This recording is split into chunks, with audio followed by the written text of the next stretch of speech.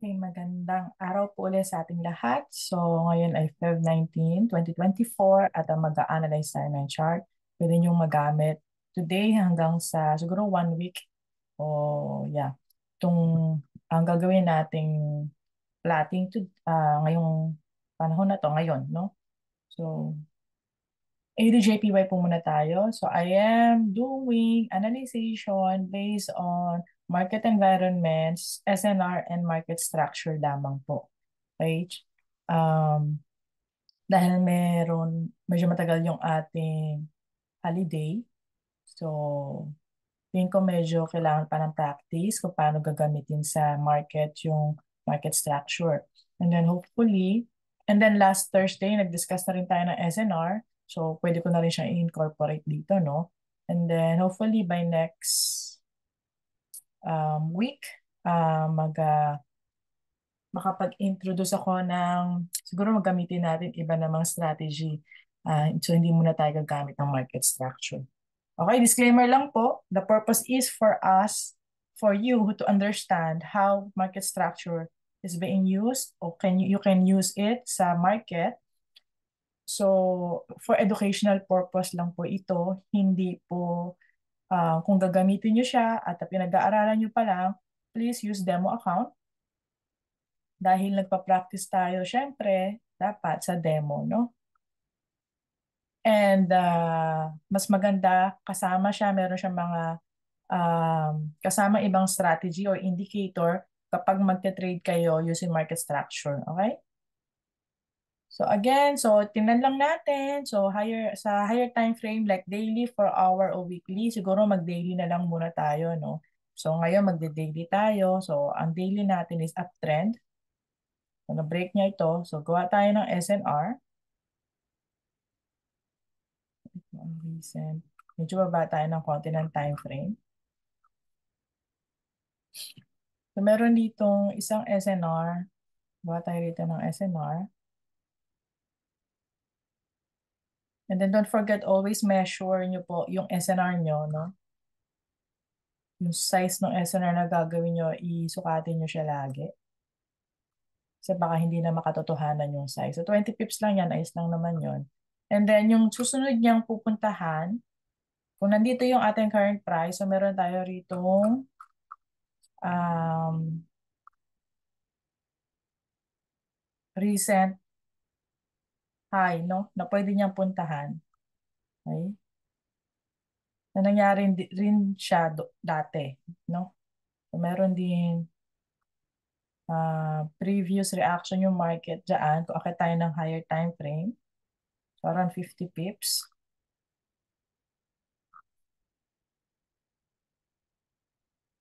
So I do suggest always use multiple time frame analysis. Ibig sabihin, akit kayo ng time frame or bababa kayo ng time frame to check yung details or yung um, overview. Yung gusto mangyari ng market, no? Okay, so meron tayo ritong SNR. So last week, ay hindi na pala siya.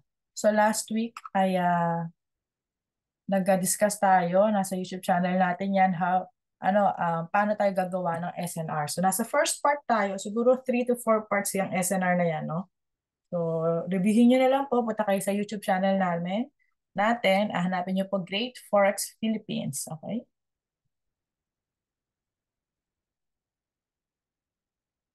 So ibig sabihin lang po, baba tayo ng lower time frame, so gawa tayo siguro sa 30 minutes time frame. So hanap tayo ng market structure dito. So, ito yung pwede natin puntahan, market structure. Okay. So, pag ako gumagawa ng market structure, iniiba ko yung kulay niya para alam ko na yun yung market structure ko. And then yung SNR ko naman, or major SNR and minor SNR, iba rin ang kulay, no? So, usually purple yung ginagawa ko sa market structure.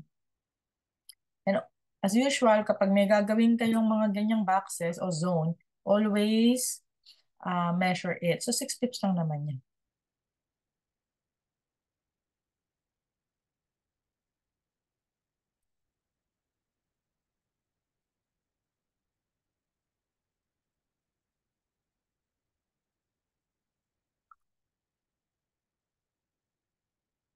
This is ano po, no, ganito po ako gumawa. Ganito po ako mag-analyze. So of course, yung kung ano man po yung gagawin nyo sa market, yung gagawin nyo sa pera nyo, no, dapat lang pag-aaralan nyo muna.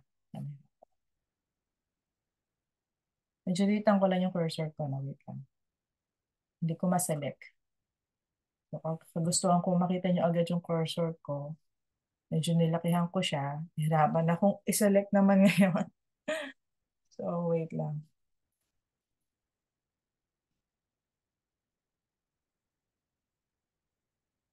Yan. So, okay.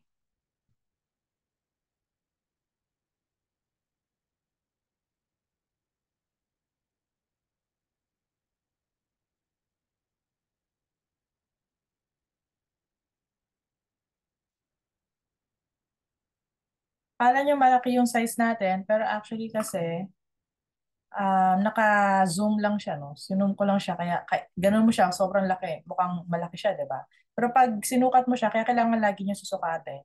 So, 14 pips lang naman yung ating MS. So, actually, magandang mag-buy ngayon. So, magandang mag-buy ngayon kasi kaka-reject pa lang niya doon sa MS zone natin. So, magkakaroon tayo siguro ng stop loss around 35 pips and then take profit natin doon sa SNR natin. So, yan, ganyan lang. Tapos. So it's because we're just using market environment na tinignan natin sa daily time frame. Ano yung market environment natin? Uptrend siya. So maghahanap lang tayo ng opportunity to buy. And then gumawa tayo ng SNR, no? Sa ating higher time frame, which is daily nga. And then yung SNR na yun na magiging target natin. Bumaba tayo sa lower time frame, gumawa, yung ginamit ko this time is 30 minutes. Tapos gumawa tayo ng market structure. Okay? So yung market structure na yan, kung paano yung gamitin yung principle niyan, ilang buwan na natin pinag-aaralan, tinetesting, at of course, nasa YouTube channel natin, pakicheck po kung gusto nyo i-reviewin. Dahil nga, ito yung principle ng market structure, once na nag-reject siya o nag-close siya, malapit dito sa ating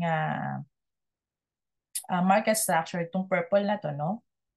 Pwede na kayong mag-buy. Okay? So, kaya maganda mag-buy dito o after 1 minute, kung saan pag tumigil yung ito, diba meron tayo rito 49, 48, 47. So, ito, no? So, yung countdown, pag tigil niyan, so, pwede kayong mag-buy. Ngayon, again, only use demo account, no? Kasi kung basic pa lang talagang alam nyo, syempre, kailangan demo muna gagamitin nyo. So, meron tayong link sa ating mga description box sa YouTube channel, sa Facebook, no? Open kayo ng account, either Vantage or XM, and then meron po doon demo account. So, open po kayo ng demo account and yun po yung gamitin yung pang-practice. Okay? Ngayon po, um, siguro yung lot size nyo, para hindi naman kayo masanay na malalaki yung lot size nyo, tapos malaki nga yung kita nyo, pero hindi naman siya makatotohanan. So, siguro 0.01, 0.02, 0.03, tapos mga ganun siguro lot size ang gamitin nyo. Hanggang 0.03 lang. Ayan, natapos na siya. So, I think pwede kayong mag-buy dito. Okay? So, ganon mag-trade using market structure strategy. Plot nyo, tinan nyo, uptrend siya. So, kung uptrend siya, nag-retest siya dito sa market structure, nag-close yung candle. Pagka-close ng candle, boom, buy kayo dyan. Okay? So, pag-buy nyo, and then wait kayo na it's either kapag talagang na-break niya to, so ibig sabihin nagkamali kayo, pwede kayo mag-exit early, pag-close ng candle dito sa baba, or hintayin nyo ma-hit yung TP nyo, or hanggang sa makita nyo na medyo nagko-consolidate siya, pwede na rin kayo mag-exit kung medyo kinakabahan pa kayo. Okay, so ganun po. So, ganun lang kadali ang market structure principle. Diba? So meron na agad tayong potential trade dyan. Next, AURUSD. Again, sample lang. Akit ka ng daily time frame. Hanapin mo yung SNR natin dyan. So, actually, may ginawa na pala ako dito. Anyways, so downtrend ang ating EURUSD daily. Okay? 4-hour time frame din is ganun, downtrend din naman siya. And then, so, since umaakyat to, hindi at downtrend ng market, hindi tayo muna mag-buy, kundi maghahanap tayo ng opportunity to enter a sell. Okay?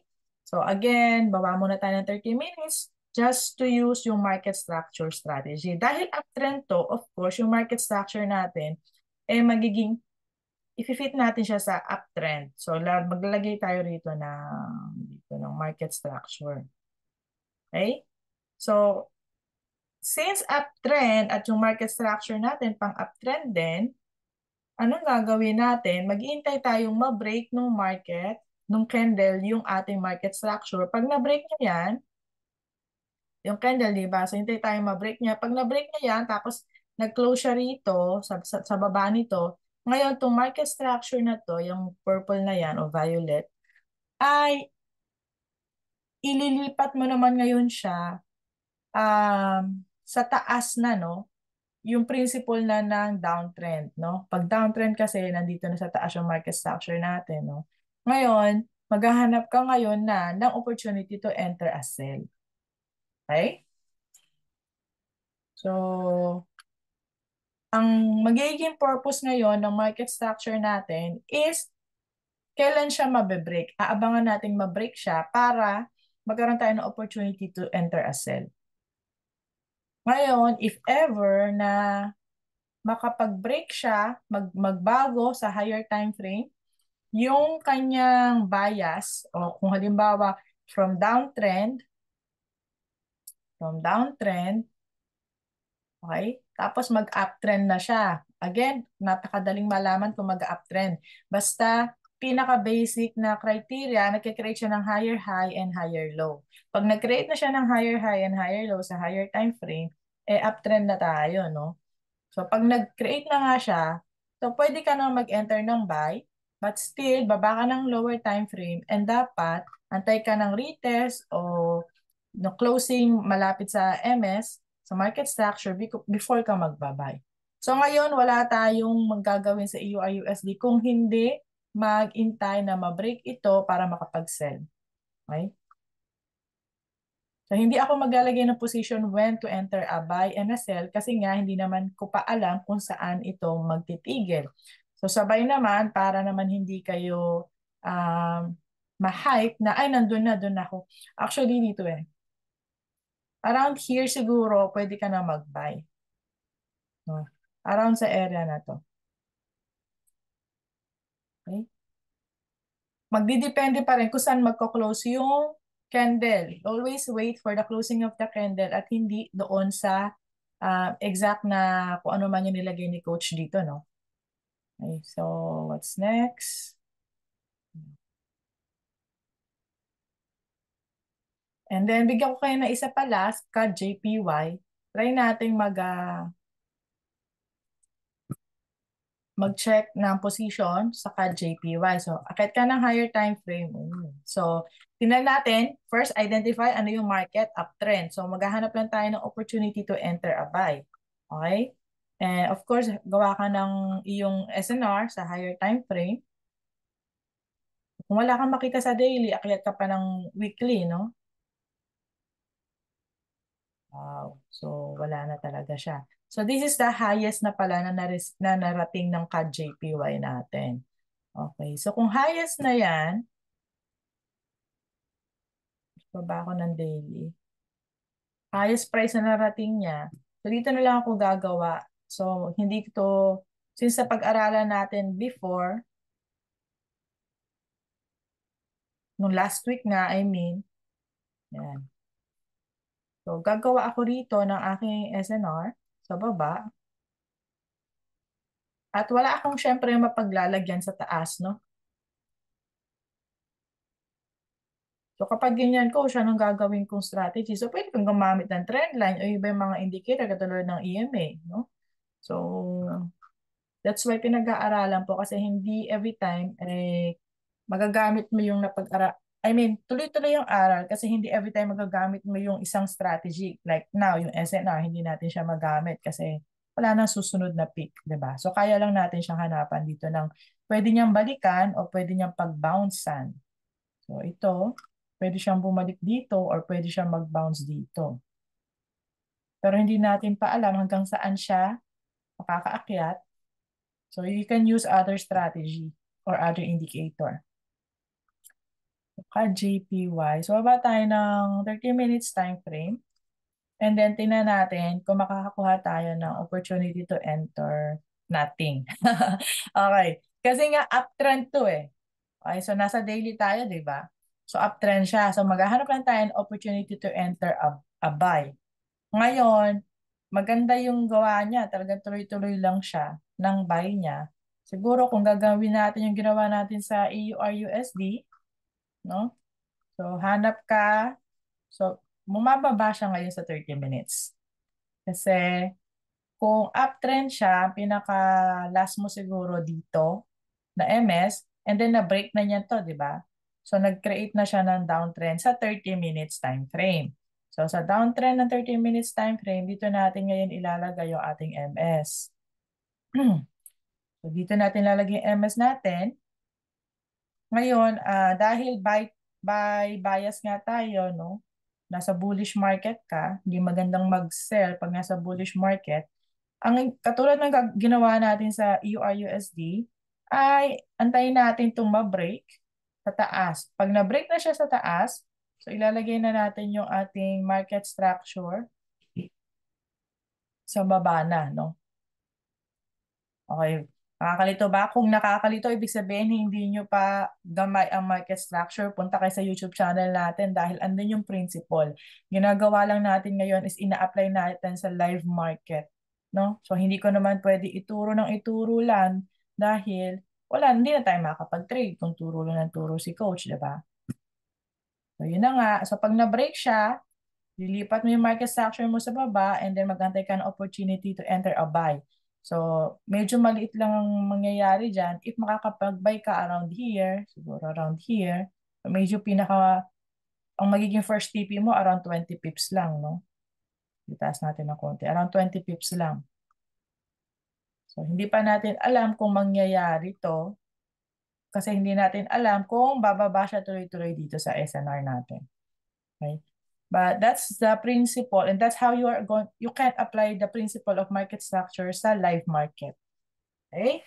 So at least meron tayong isang position dito sa AUD-JPY.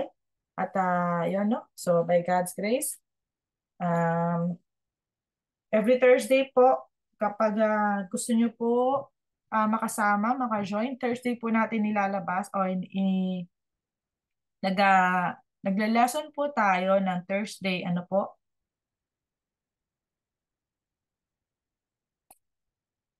ang Thursday po natin ay dedicated yan for lesson principles, no? So katulad nga last week nag-discuss tayo ng ng SNR principle.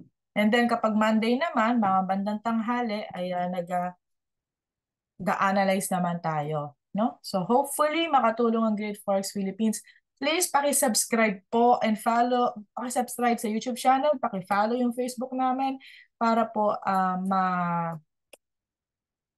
makapag ma-notify kayo kapag kailangan or meron tayo mga bagong mga tutorials or trainings. And by siguro after ng mahal na araw, exact date will be announced. Meron po tayong face-to-face and hopefully libre po yan. Makasama po kayo around, ano po yan, around San Pedro, Laguna. Okay? So by everyone, sa mga interested, reach out po kayo sa ating Facebook account or comment po kayo sa mga videos natin. And thank you so much. God bless you all and Jesus loves you. Bye-bye.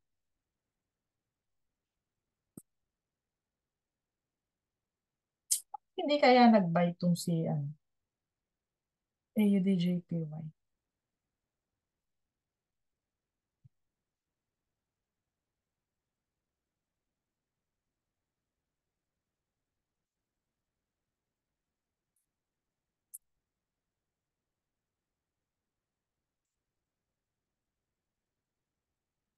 Sige.